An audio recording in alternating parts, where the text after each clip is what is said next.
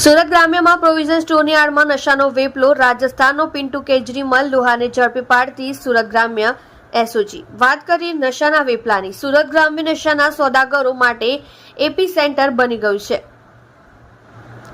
થોડા સમય પહેલા એટીએસ દ્વારા એમડી ડ્રગ્સનું રો મટીરિયલનો મોટો જથ્થો ઝડપી પાડ્યો હતો। હજુ વાત ભૂલાઈ નથી ત્યાં કિરાણા સ્ટોરની આડમાં અફીણનો જથ્થો એસઓજી પોલીસે ઝડપી પાડ્યો છે। પોલીસના હાથે ઝડપાયેલો આરોપી રાજસ્થાનનો હોવાનું ખુલ્યું છે। સુરત ગ્રામ્યમાં યુવાનોને નશાના રવાડે ચડાવવા નશાના સોદાગરો સક્રિય થયા છે। સુરત ગ્રામ્ય વિસ્તારમાંથી એમડી ડ્રગ્સ, ગાંજો, વિદેશી દારૂ ઝડપાઈ ચૂક્યું છે। હવે ત્યારે કરિયાણાની દુકાનમાંથી અફીણના રસનો મોટો જથ્થો સુરત ગ્રામ્ય પોલીસે ઝડપી પાડ્યો છે।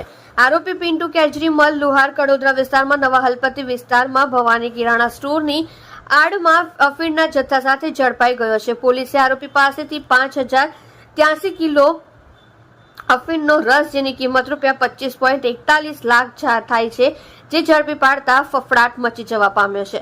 એસઓજી પોલીસના હાથે ઝડપાયેલા આરોપીએ કબૂલાત કરી હતી। રાજસ્થાનના બુદ્ધારામ બિશ્નોઈ પાસેથી આ જથ્થો લીધો હતો અને કરિયાણાની દુકાનની આડમાં આ નશીલો પદાર્થ છૂટક વેચતો હતો। જોકે પોલીસે માલ આપનાર બુદ્ધારામ બિશ્નોઈને વોન્ટેડ જાહેર કરી વધુ તપાસ હાથ ધરી છે।